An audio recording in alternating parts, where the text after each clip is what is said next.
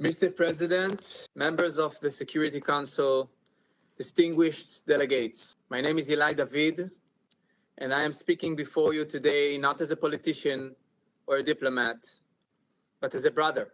My younger brother, Evyatar David, along with Guy Gilboa Dalal and 48 other hostages, are being held hostage by Hamas in Gaza.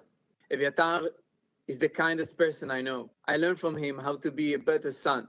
He is shy, but full of life. He has the soul of a musician. He has played the guitar since he was 10, and we play together every week. I miss his smile, and I miss his hug, and I just want to see him hug my parents. Evyatar was kidnapped from the Nova Music Festival at the age of 22. He went there to celebrate life, to dance, to enjoy the music he loves.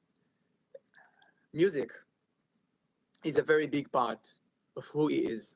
Since that day, my brother and the other hostages have endured an unimaginable nightmare. This is not just a figure of speech. Their lives are truly hanging by a thread.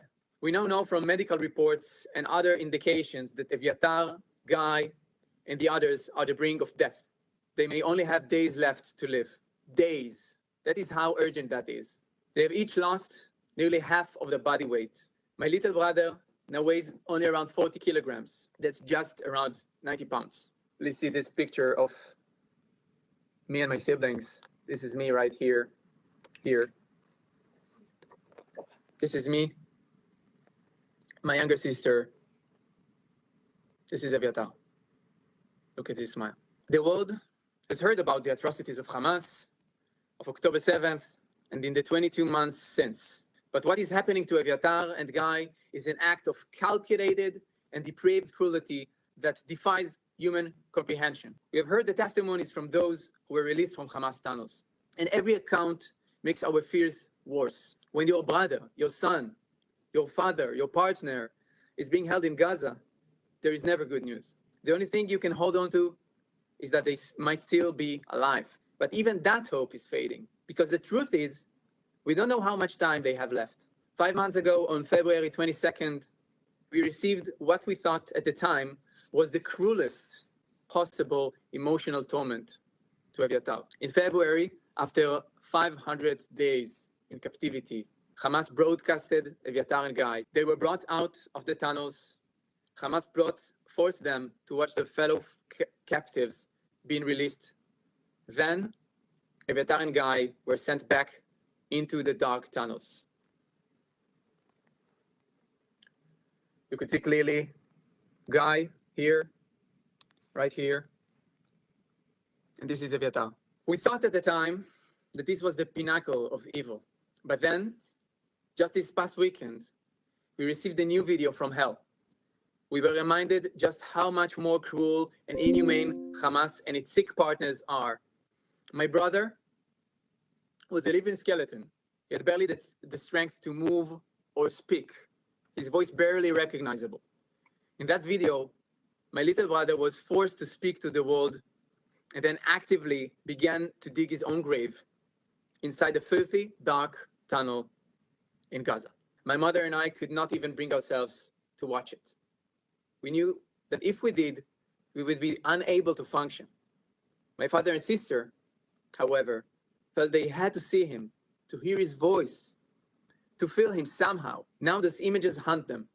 My father cannot sleep, and my mother has not stopped crying ever since. What would you do if, God forbid, it was your son, brother, partner, father? We are here because we and the other hostage families cannot wait any longer. We need to reunite with them, to hug them, and to feel them close. There are still fathers whose children are waiting for their return. We are all waiting for everyone's return. For us, the mission is very clear and urgent. We must save Evyatar's life and the life of his friend Guy. We must ensure that all hostages are being released immediately and unconditionally. We don't have more time. They don't have more time.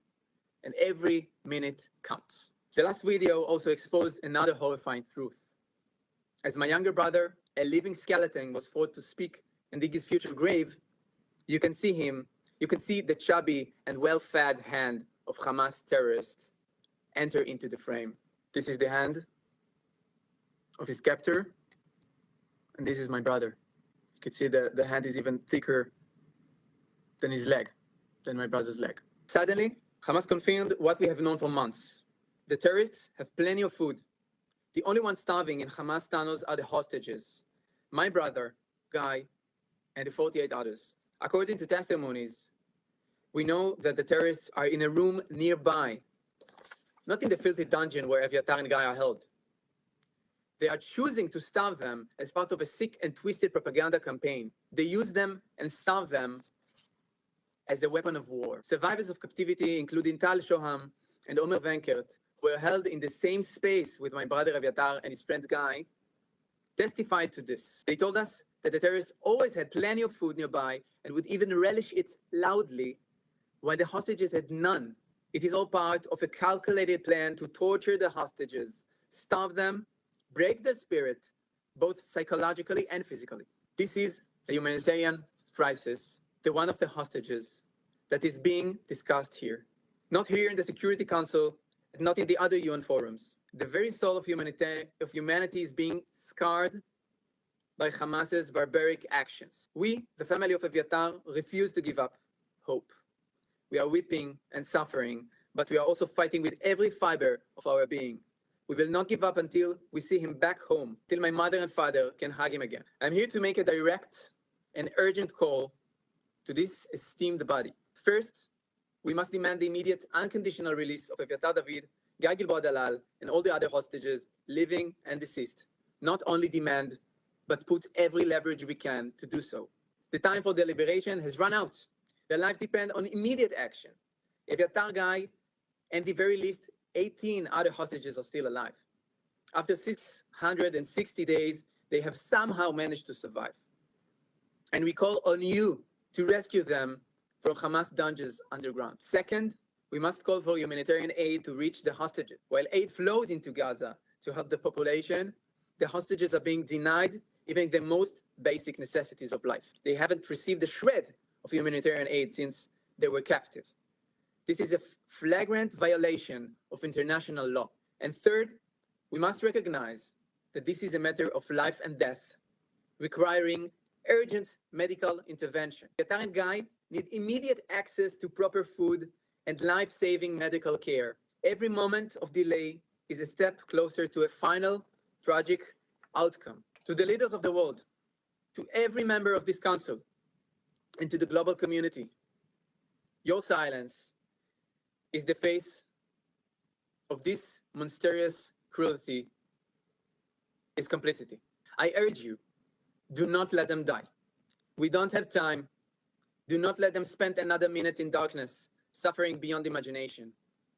While we do our part, demanding from the Israeli government to do everything to save the hostages, all leaders should unite to pressure Hamas and its partners. Act now before it's too late. Save Evyatar David. Bring my little brother home. Thank you.